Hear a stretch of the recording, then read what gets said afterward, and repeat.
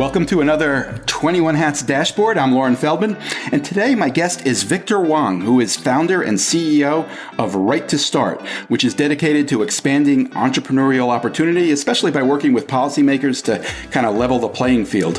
Victor was also vice president of entrepreneurship at the Kauffman Foundation, which has a $2 billion endowment and is the world's leading philanthropy supporting entrepreneurship. His resume is way too long and impressive to list here, but suffice to say, he's also been an entrepreneur himself and a venture capital investor as well. Welcome, Victor. Thank you, Lauren. Thanks for having me. Oh, it's great to have you here. Thank you so much for taking the time. Why don't you first tell us about Right to Start? You left Kauffman to start this organization. What exactly does it do? Right to Start is an advocacy organization to lift up the voices of entrepreneurs in public life. We want to make it a civic priority. It's an issue that we think is not talked about often enough. So we're fighting to expand entrepreneurial opportunity for everybody. If you think about every issue that matters in American life, there's some kind of advocacy infrastructure in place. If you believe in guns rights, you've got the NRA. If you believe in civil liberties, you've got the ACLU.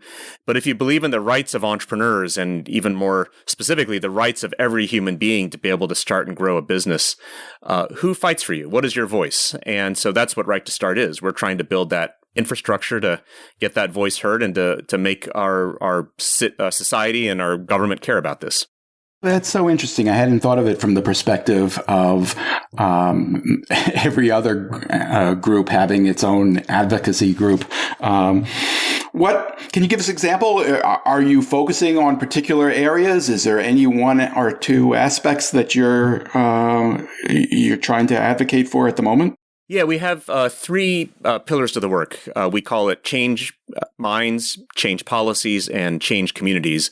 With change minds, that's storytelling and media, getting this issue into the public sphere so people are talking about it at all levels. Changing policies is actually working with policymakers to change the laws at the city level, the state level, and the federal level. And then changing communities is organizing and mobilizing at the grassroots with ordinary citizens, entrepreneurs, and those who care about entrepreneurs to come together and get this issue heard. So working at all those different ways is really how you lift these voices up. So we're in over 20 communities across the country. We've got a network of 23 ambassadors. By the end of the year, we'll have 13 advocates who are our grassroots field organizers. And this year, we had 5 state legislatures introduce Right to Start Act bills, which are seeking to create pro-entrepreneur policy environments. And looking forward to next year now, we're targeting 10 states at least to introduce Right to Start Acts. We've got verbal commitments from at least 10 of them. So we're really excited for the growing momentum in this organization. Correct me if I'm wrong, but you're based in Kansas City, Missouri, and I believe Missouri may have been the first state to adopt the Right to Start platform you just referred to. I'm in Kansas City, just over the border. I'm literally a few minutes walk away from the Missouri border, so I'm on the Kansas side. I see. So it's often deceiving, but we think of ourselves as by state here in the KC area. And you're right, the Missouri legislature was the first one to pass the Right to Start Act in both Missouri House and the Missouri Senate. We actually got to the 1-yard line, and it wasn't signed by the governor yet, but we're planning on taking it up again for the next session and getting it all the way into the end zone next time. That's disappointing. Can you give us just a quick overview? What's in that platform? Well, every state's a bit different. If you look on the Right to Start website, we have a field guide for policymakers, and we've got at least 10 ideas, depending on what you want to tackle. It's sort of like a buffet of different ideas that people can choose from about what fits their particular state or city environment, because we found that every environment's got its politics, it's got its issues, it's got its current context and economic environment. And so in Missouri, the issues were around creating an Office of Entrepreneurship, expanding government contracting to make it easier for young businesses to get government contracts, and tax relief, actually lowering taxes for businesses in their early years, which is the equivalent of like a seed investment for everyone that's starting a business. But in other states, like in Florida, for instance, we had 12 different ideas that were introduced in there. So it was the ideas I mentioned before, but then also issues around economic development and making that more pro-entrepreneurial, shifting resources from recruiting large corporations to helping build homegrown businesses, to workforce training, to online lending and making that more fair and transparent, to reducing non-compete restrictions so people can leave former employers and create businesses in the area of expertise they're in, and a number of other ideas as well. So we've actually got a number of different ideas, and different legislators in different states and cities take on different aspects of that. It's a little hard to see why someone would oppose much of that. Do you know why the governor didn't sign it? That was not our. It was not our fault. It was it's a redistricting year, as it is in so much of the rest of the country, and so redistricting actually caused the legislature to shut down a day early because they were so angry at each other, and so because they shut down a day early, they couldn't reconcile the bills in time to get our bill fully reconciled and signed. So we just missed out on this, unfortunately. This is America in 2022. Where there's that is so painful to hear. What's happening is the real work that needs to get done doesn't always get done. But, we're only a 2-year-old organization. So to have gotten 5 states to introduce this, to get this as far as we've gotten, we've talked to a lot of folks who are in policymaking and say, this is unheard of. This is the kind of issue that it's the kind of thing that you don't see this kind of momentum on almost any other issue. We have gotten such traction so quickly. I was just a couple of weeks ago with the Council of State Governments at their leadership forecast. We had about 30 heads of state legislatures there, Senate presidents, House majority leaders, et cetera. And the enthusiasm and interest in what we're doing was so strong. I think this country is at a point now where we're tired of paralysis. We're tired of ideas and policies that don't fit where we are today as a country. And we're coming in with a set of fresh ideas, with a set of fresh data, with a set of new ways of looking at old problems that has just gotten policymakers and citizens really excited. And I think that's what's happening right now. We're presenting something that people are really hungry for right now. One of the things I like about what I do is I feel it brings together people from all sides of every issue, and they find something in common about, entrepreneurship, building businesses. It's hard to be opposed to that. And I think what you're doing takes that even to another level.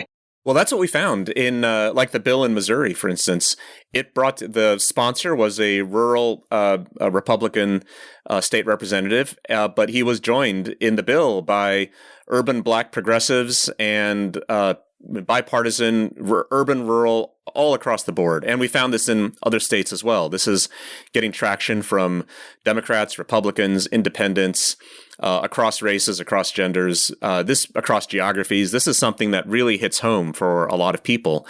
And in many ways, there's a sense of almost of relief and excitement that there's a set of issues that people can work on together. I heard this a lot over the last couple of years it's all like policymakers are human beings too, and they want to do stuff, and the paralysis frustrates them as well. So this is very exciting for them too. That's a great thing to hear. You also did a survey recently, which I highlighted in the morning report, a bipartisan survey that was kind of different from anything I've ever seen along those lines. Tell us about that survey.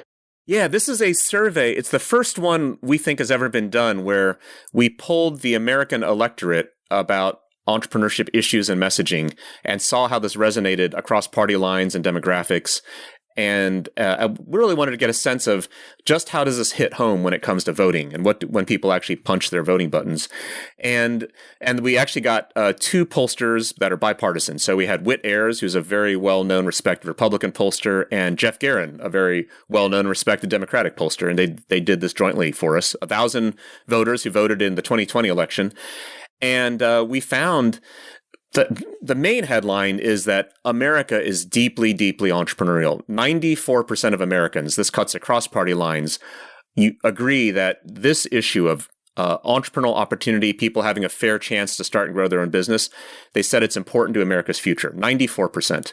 Our pollsters said this is almost unheard of in their polling, that kind of enthusiastic response, which means at its very core, Americans are still deeply entrepreneurial. They still harbor entrepreneurial dreams. They believe this is something everyone should be able to do. It was also interesting that it found an extremely high favorable rating for people engaged in entrepreneurship, correct? Yeah, Americans love their small business owners and entrepreneurs. So for small business owners, we've tested out those three words as a phrase, 90% favorable rating, and with the word entrepreneur, 73% favorable rating. We're testing out in our minds, every small business owner was an entrepreneur, and many of them are still in the entrepreneurial phase. For us, the entrepreneur is someone in the early years of becoming a successful business. But overall, these are extremely strong numbers. And when they look at large businesses, it's more divided. People don't think of them in quite the same favorable terms as they think of small business owners and entrepreneurs.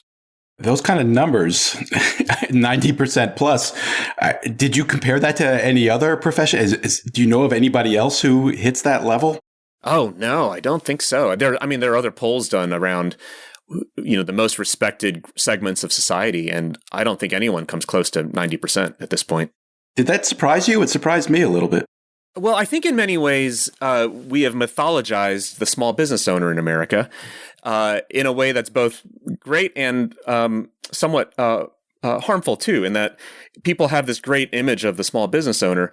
What they don't know is that these small business owners are their neighbors and their friends and their extended families. And because so much of entrepreneurial activity now is quiet, it's like when your neighbors your neighbors are probably starting businesses in their basements and their kitchen tables and their garages that you don't even know about. And so I think what happens is people mythologize it because it seems so far away. What we really would like to have is a case where everybody knows how entrepreneurship is something that's close to them, that's relatable. And so I think that in many ways what's happened is you hear politicians all the time to say, well, small businesses are the bedrock of our economy. But then they pay lip service, but they don't do anything about it. And I think what we want to say is actually this is a group of people that want you to do something. They need help, they need support, and there's things you can actually do to make it easier for them. It's funny you say that. I kind of had the same experience in working for big media companies where I worked with a lot of really smart business journalists who understood that small business was significant in the aggregate, but just couldn't imagine why anybody would be interested, as I was, in specific individual small businesses. To them, all they heard was the word small. And they had no idea what it took or what it takes to get a business off the ground. The idea that, they think people on Wall Street and in Silicon Valley take risks. They have no idea that the typical small business owner is likely to have to use their own home as collateral at some point. That, just hasn't registered at all. I'm sure it's true for the population at large as well. Absolutely. This is the thing I think that has been lost in America because entrepreneurship has been in general decline over the last 5 decades or so. We don't hear about the stories of heroism that happen every day. When people are starting businesses, it is a heroic journey for almost every entrepreneur. A few people maybe get it lucky and they can punch a button and they have wealth or they have connections where things move quickly. But for the vast 99% of Americans, when they start a business, it's a heroic journey where they put a lot on the line and there's a lot of uncertainty and there's a lot of stress and tears and anxiety that comes with it. People kind of cover it up. I think they're embarrassed about it, they're shy about it, or Americans just take it for granted. And I think what we need to do more is to get those stories out so people realize just what a heroic effort it is to start and grow something.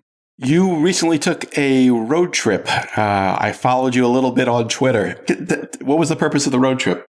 The road trip, well, I will say the original idea of the road trip was to launch Right to Start 2.5 years ago. So when I originally thought about launching the organization, I thought, let's do this with a road trip and we'll go and meet entrepreneurs and spread the word and the story and do organizing.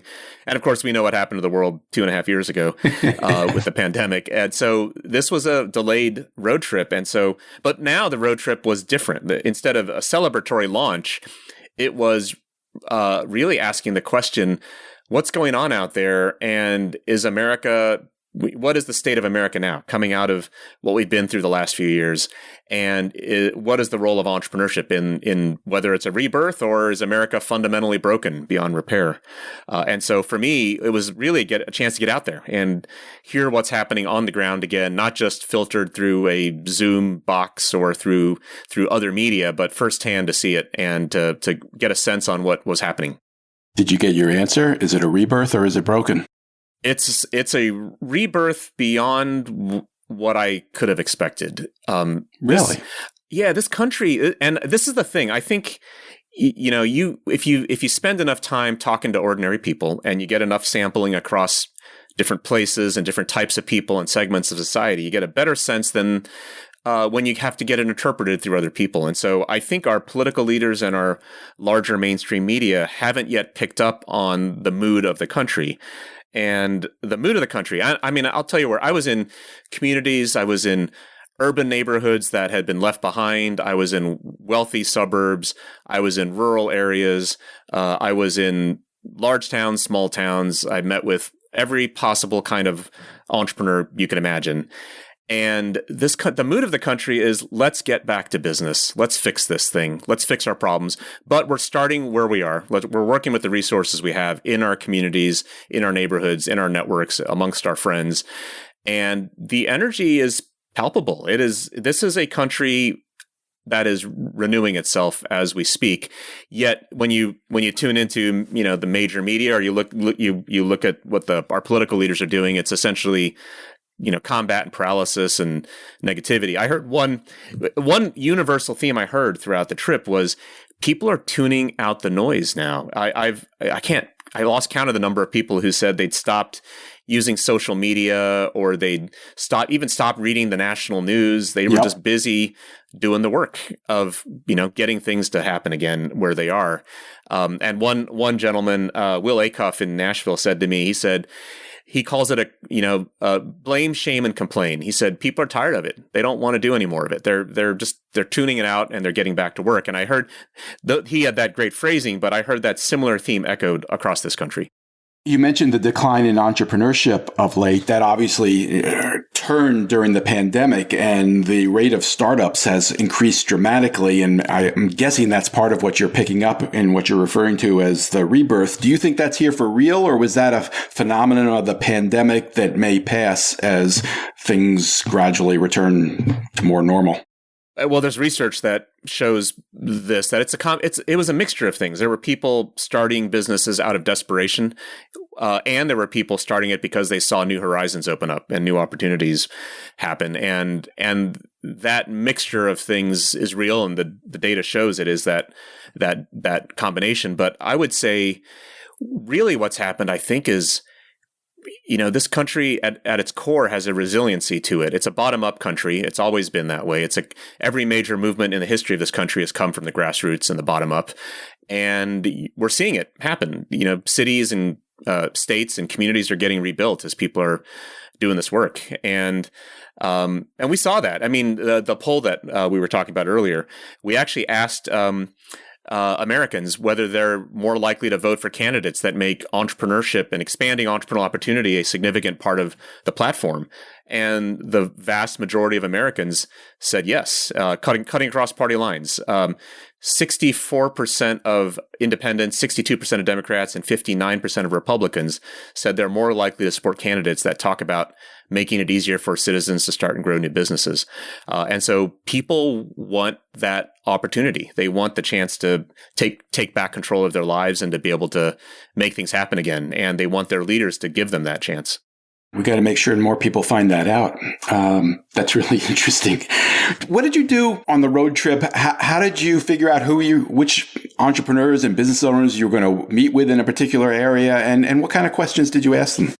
It was, we've got this network we built through Right to Start. And so our network of ambassadors and advocates at the local level. And so we tapped into it and we really let them lead, because every community is different and every community has different pockets and little currents and subtides within these larger pools of human activity.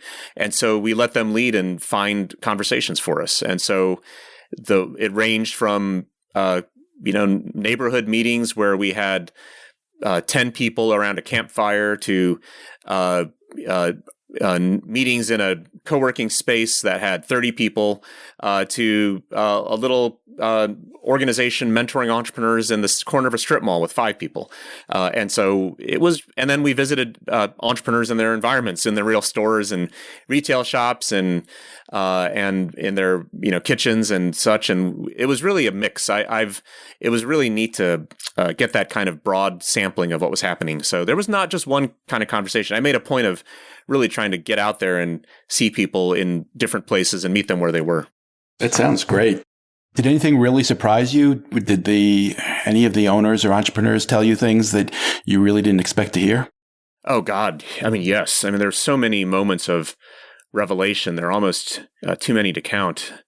I'll give you 2 instances of, I guess, one, just how hard it was for people who've been in communities that have had obstacles placed in their way. So in the Black community of entrepreneurs in Baltimore, for instance, our ambassador, Paolo Gregory, has been a real leader in building the entrepreneurial ecosystem there.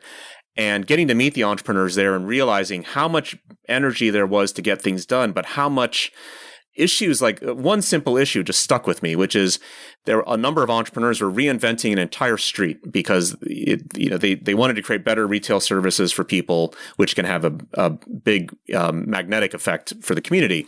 But across the street was a giant block that was not being redeveloped. And I asked, what's going on over there? And they said, well, the landowner has been sitting on it for decades and they don't want to do anything with it because it's too much hassle for them to lease it out to individual entrepreneurs. They're waiting to sell off the whole thing for a giant payday. And so this really hit home because you have people trying to change the community. And the thing that was getting in their way was essentially because they were too small to be relevant to a large landholder that was really waiting for these entrepreneurs to restore the neighborhood and rejuvenate it and then sell it out at a higher price.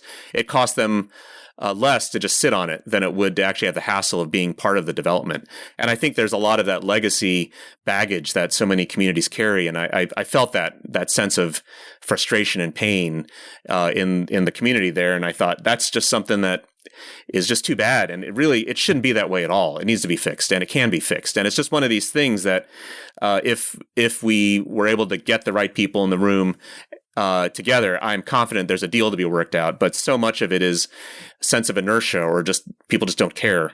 But that can be broken through. And I certainly felt that energy and optimism from the Black community there in Baltimore that they were going to find a way, come hell or high water, to do this. But you could certainly feel that there were obstacles that were unnecessarily being placed there. But on the plus side, I'll give you another example. And this was when I was in the town of Huntington, West Virginia, which is a town that's been in decline since the manufacturing jobs started getting lost in the 1970s. And this is a town where this story has not been well told yet, but Brad Smith, who was the former CEO of Intel, he's a native son of West Virginia. He left Intel just a few years ago and has now, just 9 months ago, moved back to Huntington. Victor, is it Intel or is it Intuit? I'm sorry, you're right, Intuit. Thank you, Lauren. Intuit. And then he just moved back to West Virginia, and he's taken on the presidency of Marshall University. And it's electric, the influence he's had. He's brought design thinking to the town, to the college, to the entire state of West Virginia. I've met people who said, people in West Virginia are so used to being, at the bottom of every, 50 state ranking. They feel they've been told for so long now that they're not capable of anything, that they're backwards and behind. And to have someone who has made it and been to the very top of Silicon Valley and one of the most successful companies in the world, and to come back to West Virginia and say, I did it and you can do it too. And to bring back all of the skills and knowledge he's learned through that work has just, to have an entire state on fire because of his return was amazing to see. And it was very real. And one thing that Brad has done already is he's requiring every freshman at Marshall University to learn design thinking. Wow. And I asked him, why design thinking for every freshman as a requirement? And he said, because I want them to be scrappy. The world is so uncertain and it's changing so fast that you have to have tools to be able to deal with the change and find solutions. And I met people in West Virginia who said exactly that. Like, I never felt like I knew what to do when I was dealing with these big problems, but now I've learned these design thinking tools that allow me to have a roadmap for any problem I deal with. And that is the result of what's happening. And you're seeing this kind of energy. I think there's probably more optimism and momentum coursing through West Virginia now than there has been in many years. Brad's part of it. There's a much bigger movement afoot. But there is a moment in time right now where you see states and cities finding new pathways. And I think the remote economy has had a lot to do with it. I think this dysfunction we've seen politically has had a lot to do with it. I think the pandemic has had a lot to do with it, as people are just tired of decline. And so you've seen this convergence of activity where people are saying, let's get back to business. Let's fix things. Despite all the obstacles, we're going to make this work. That's an amazing story about Brad Smith. I love that. I'm curious, having had this amazing experience, getting out there, meeting with people, traveling the country, hearing it straight from the people who are living this, did it change your thinking at all about what needs to be done? I guess what I'm asking you is, if you had a magic wand right now and you could wave it and change a couple of things about the way this country deals with entrepreneurship and business ownership, what would you change? Well, I think out of the trip, what became really, really clear is that we, the citizens, need to lead the leaders. We often think our political leaders are the ones that are going to, save us from, wherever we are and lead us to a better place. And we're getting over that. Yeah, what's very clear is the system ain't working, and people know it. And the real action's happening on the ground in the cities, in the states, and people know it, and so like we tested this number out with our poll, and I thought it was really interesting. We actually asked people about a range of issues. We actually tested the sentence out: every child in school should be taught the skills to potentially build their own business someday. And we just wanted to see how that resonated with voters, and voters like that a lot. They found 46% of voters found it very persuasive, but that message especially hit home with small town voters, 52%, rural voters, 58%, and Black and Hispanic voters, 64% and 63% of them said this was a very persuasive issue, which is their kid needs to graduate from school with the ability to start and build their own business.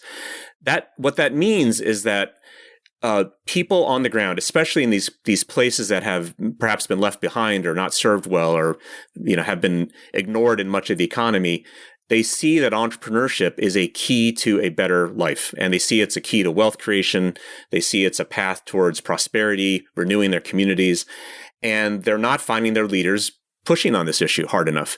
And so that's what we wanted to find out is, are our leaders actually leading the way? And we're finding that people at the grassroots are the ones that are actually doing this. And that's, I think, probably the biggest takeaway is this is the time for the citizens to actually take charge of this issue, because we know the economy is way different than it was, yet our leaders are talking about their policies and their campaign platforms are ideas from 50 years ago. These are industrial era debates, and we have a new economy that's got a lot of new problems, and we've got to change the way we do things. And we saw that same kind of that was education, but we saw the same kind of voting polling pattern across healthcare, capital access, red tape, taxes, and government contracting.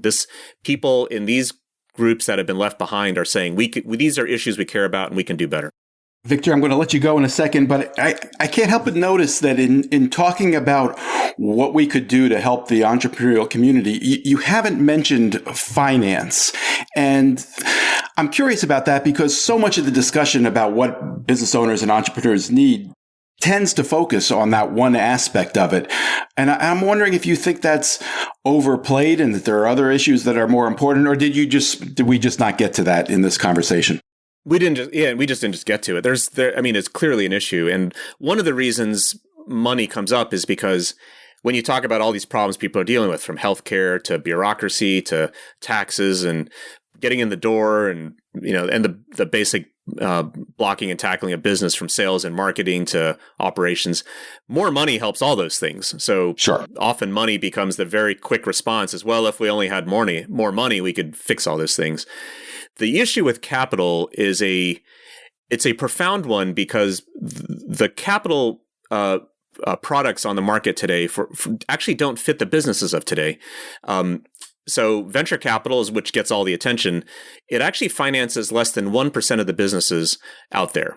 So when out of 100 businesses that get started, less than 1% of them actually fits the venture capital, high growth, high scale exit model. 16% of businesses roughly fit the banking model, which is they have collateral, physical assets to be collateralized, and they have several years of financial statements that a bank can project on. 83+% of businesses don't fit the banking or the venture capital model, which means that we have a financial market system that's actually not serving the businesses of today. There's a lot of new things coming online, from fintech tools to revenue-based investment models. Those are actually starting to fill the gap now. That's actually a big part of the problem, is because so much of what we think of as capital hasn't adjusted quickly, and there's a lot of reasons we can get into that. There are a lot of folks that are tackling that. There's new federal government spending to try to boost new forms of capital. There's a lot of new funds getting built up. There's new fintech platforms getting built up. But that is at the core of a lot of the issues we see, and we've seen banking consolidation. A lot of what people think as capital for entrepreneurial activity half a century ago was in community banking. That is the financial tools of the industrial era for a small town economy. That's changed so much now, yet we have a system that's still rigidly locked into that model that is moving to the new model, but there's so much further to go. We've got a lot of businesses that are still underfinanced because of that. We're going to need to have another conversation, Victor. Absolutely. Victor Hwang is founder and CEO of Right to Start. Thank you so much for taking this time. I wish we could keep talking. I could talk to you all day. I'm going to beg you to come back before too long. Let's do it, Lauren. I love talking with you. Your publication is such a great service, and everything you do has been so important to entrepreneurs. Thank you for doing this. Oh, I appreciate that. All right. Thank you, and have a great week, everyone.